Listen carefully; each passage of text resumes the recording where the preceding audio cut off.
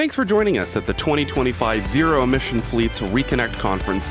These conference presentations are proudly brought to you by Plug-in BC.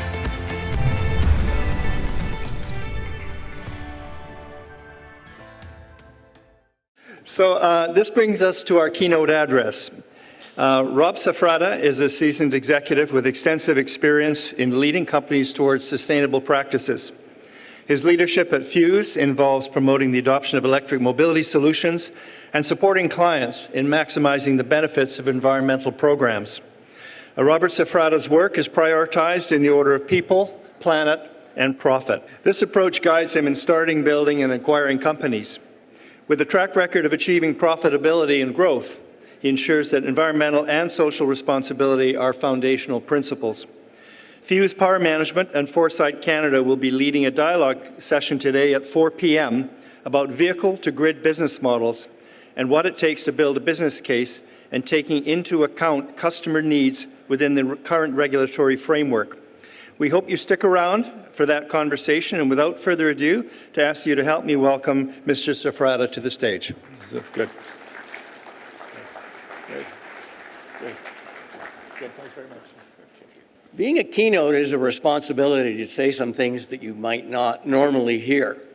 So I love doing that, and I think we have something to start showing here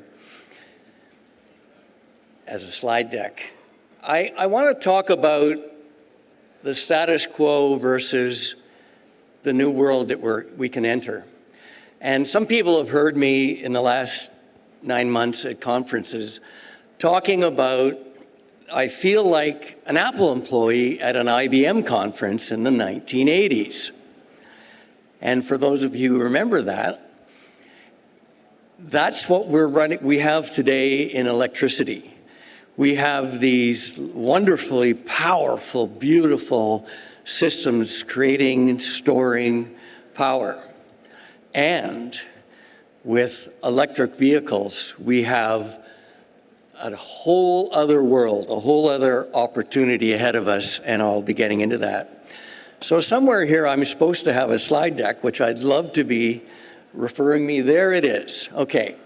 We are the choir. So the choir is a very important group, and this is lived experience for me in 2003, and you'll see some of the things we did in a minute. In 2003, I began on this path to reduce our footprint. Now, I still don't know what a ton of carbon looks like, but I have learned, and you'll see what fresh air looks like, feels like, and that's what we heard from the mayor earlier, and I agree with you so much because, you know, 1 ton of carbon, 1 million tons of carbon, I don't know it. I do know fresh air. I do know what that's like. And for a guy who grew up in Toronto, that's one of the reasons I'm here. So I put this photo here because we are the choir. In this room, the people that are here today, I've been so energized just in the last hour here. These are the people making the change, wanting something better, better business, better practices, better vehicles, purpose for your employees, all that kind of thing. So we're not going to have a fight today. This is one of the importance of having these kinds of gatherings. So let's see what kinds of things we've been able to do. For those of you who are new to it, I always say this, especially to businesses or people that are running any kind of P&L. Step 1 is get an environmental audit. This may seem obvious, but I guarantee there's some of you here that are doing good things and still haven't had an environmental audit on your practices. And it's so easy because business people typically like to look at numbers and it all of a sudden makes sense to them and the low-hanging fruit becomes really obvious. So I'm going to tell a couple of stories before I get into fast-forwarding what we can do now and why this is a very, very exciting time. So when I talk about the status quo versus 10x change, in 2003-04 at Novex Courier, we went on a mission to reduce our footprint as much as possible, and we were able to get an environmental audit. And these are the key categories that we paid attention to. Our gas heating, the paper usage, and of course, The really big one were our vehicles. We have over 100 drivers. We do not own the vehicles. So when you think of a local same-day courier, not beautiful Purolator out there with its electric vehicles and the FedExes of the world, the local same-day couriers own their own cars, and ours then showed up in $3,000 beaters, all right? $3,000 beaters. So if we said, look, we want to reduce our footprint, we're going to teach you to make sure your air in your tires is just right, that you don't idle, that you don't accelerate too fast, we might be able to, reduce the footprint by maybe 5%. Instead, we figured out how to get them out of their $3,000 beaters, and we helped them get into brand new $30,000 hybrids. And 20 of them did that. It took about 6 months, but 20 of them did that. I have to thank Van City, because the solution was to sell wrap advertising on those cars for guarantee for 3 years. Took them to the Van City person. They were able to get a car loan, a bank. They'd never had new cars. And we reduced our footprint there by 50%. Now, to the health side, this was goosebumps. We didn't plan on doing this, unintended benefits. When we had those hybrids, we said, remember air care? BC used to have air care. You had to take your car every year, go through it, and make sure it passed or get it fixed and make it pass. So we said, well, let's take our hybrid through air care. We didn't have to. And we compared the hybrid with the average of the 20 beaters we'd taken off the road. And those things that make you and I not feel well, carbon monoxide, nitrous oxide, and hydrocarbons, were down 98 and 99%. That is incredible. Think of a future in any city where all vehicles are electric and how wonderful that'll be. And I looked recently and I asked, when all vehicles are electric in New York City, how will that affect healthcare? New York City, $6.2 billion less annually in healthcare when all vehicles are electric.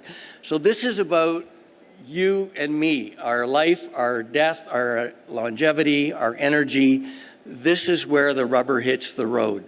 More people in the world die from polluted air than from climate change, and that's going to remain for a long time.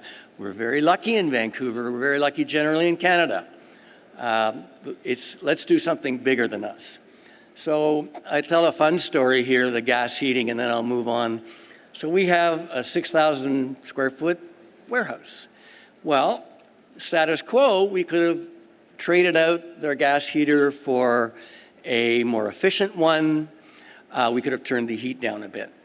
Well, we noticed that our associate only went into the warehouse for 10 or 15 minutes every hour. So we turned off the heat, we sold the gas heater, and we bought him a jacket.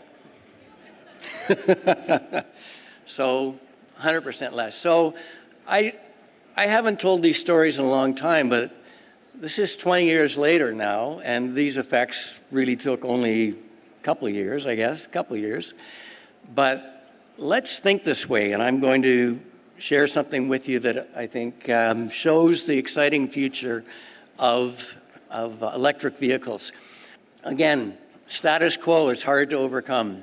Our utilities are impressive, they're incredible, they're well done, they serve us well, and they're massive systems.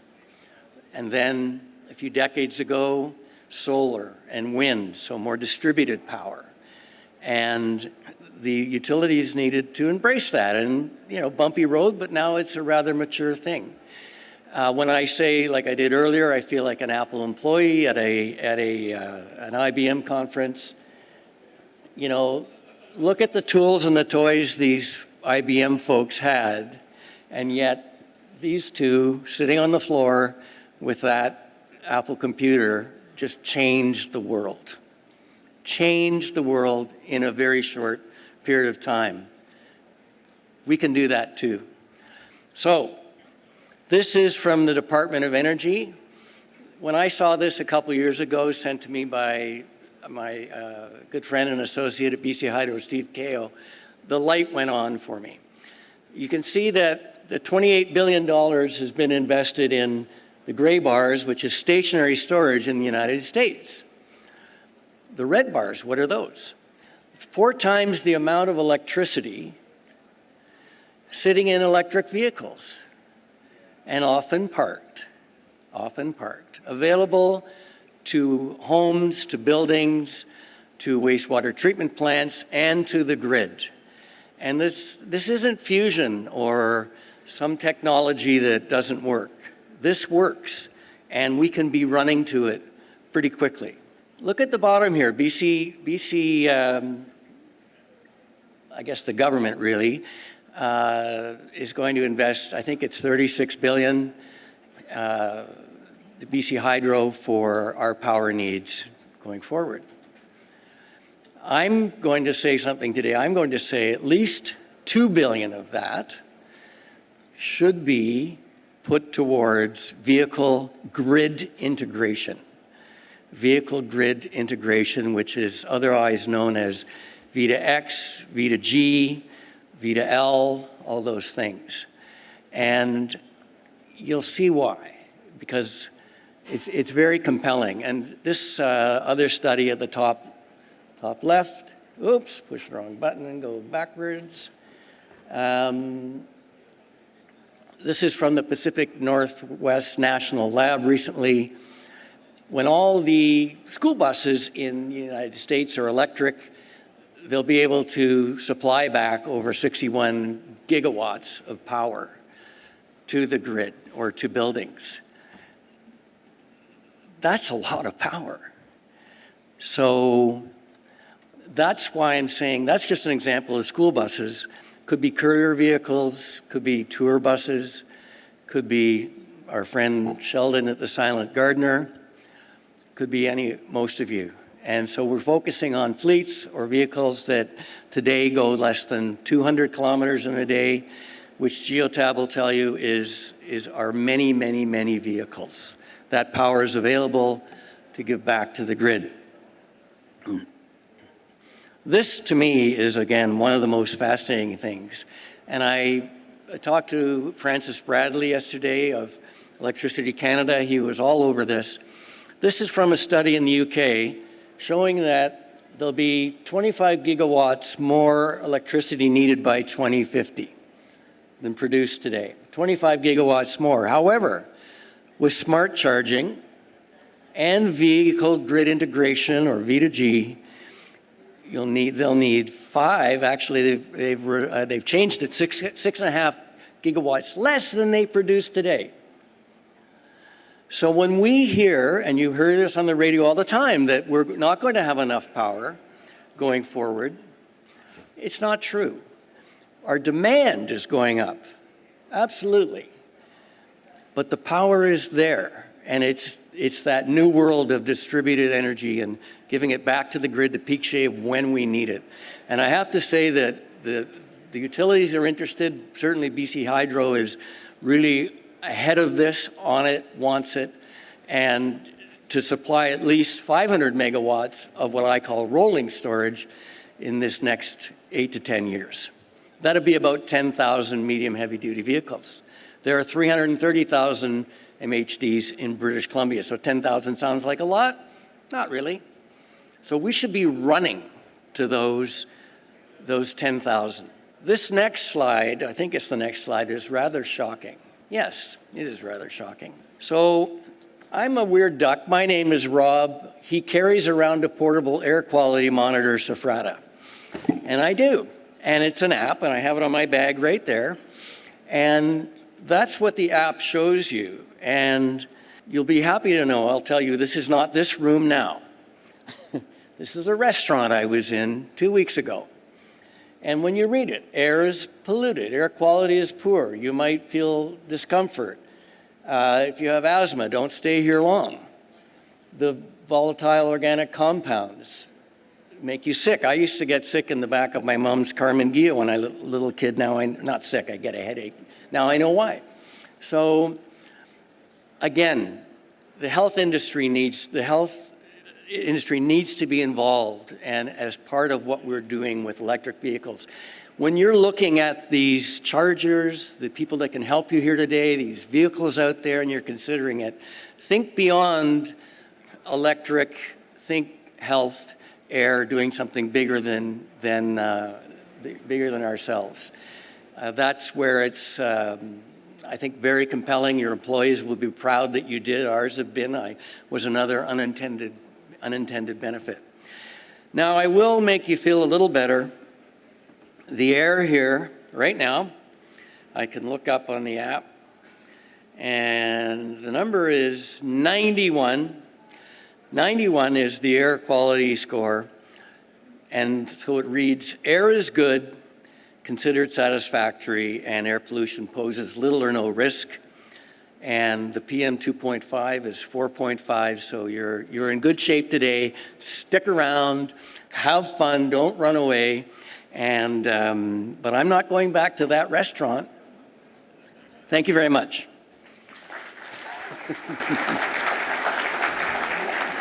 Sign up for a sec. We are a little ahead of schedule. If any of you do have a question for Mr. Safrata, we'd be pleased to take it. Where's my mother? All right, okay. Where do you see the biggest opportunity in V2G? As far as in British Columbia, what does that look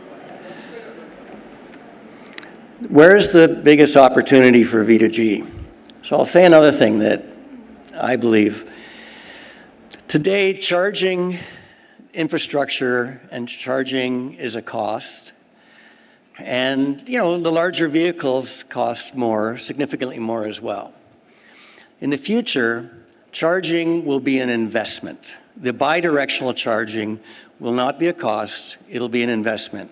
Because we'll be able to, think of yourself as a power company.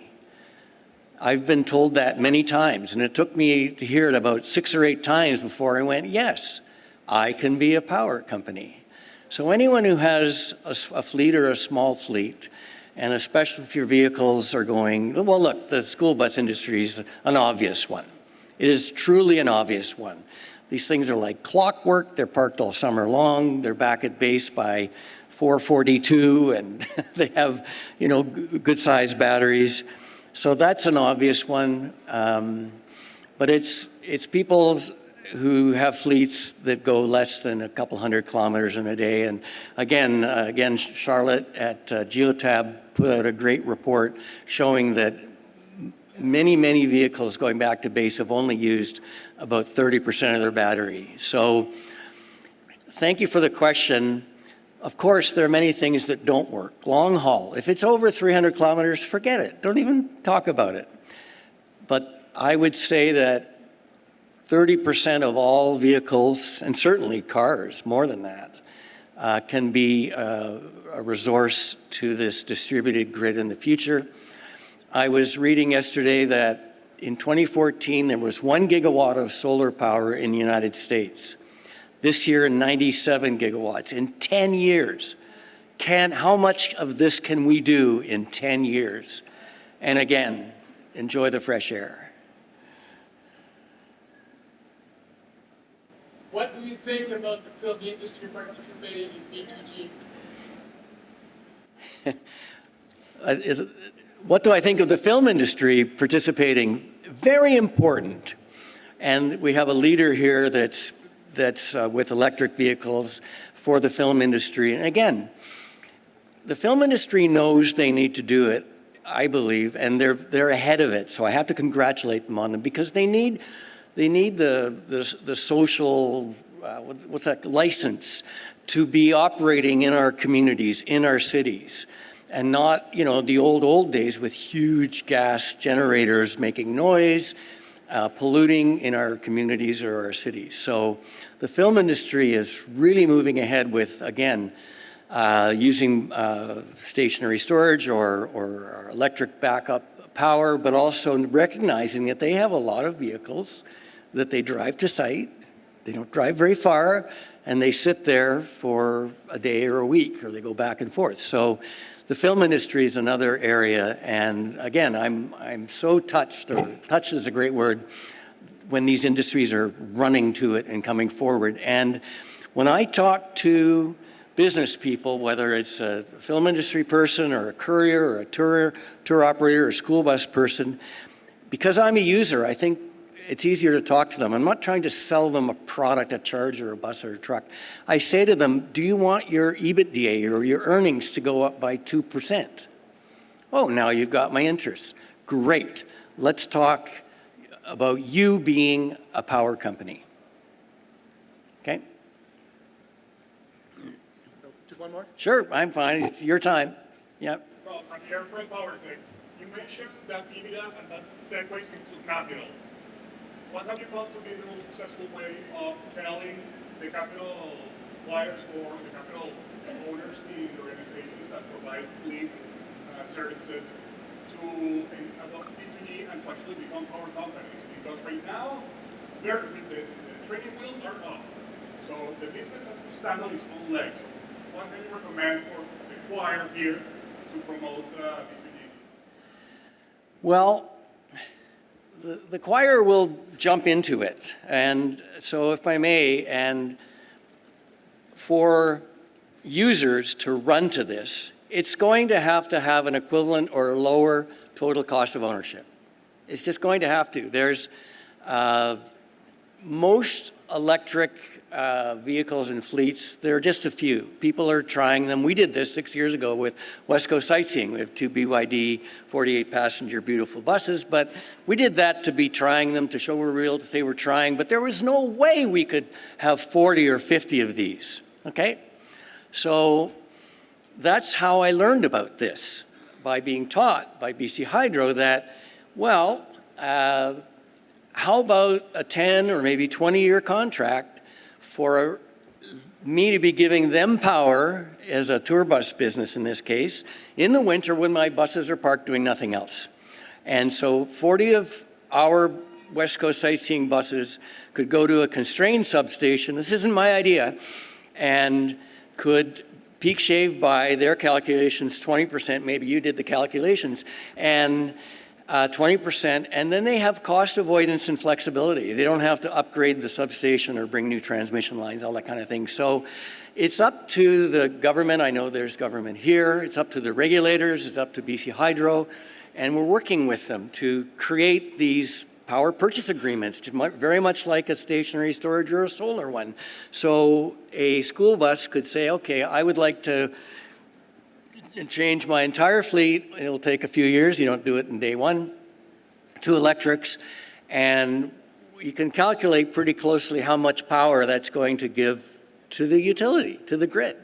And you make a 10-year agreement, and you can take that bankable agreement to the bank, order the buses, get the infrastructure, and make some money while you're giving power back. So that's the formula. Help you buy the bus at a similar rate to an ICE equivalent, essentially pay for the infrastructure, the bi-directional infrastructure. It's a little, not too different really, but it's not the same. And then get paid to make sure you're plugging it in to give that power regularly. So that's the formula.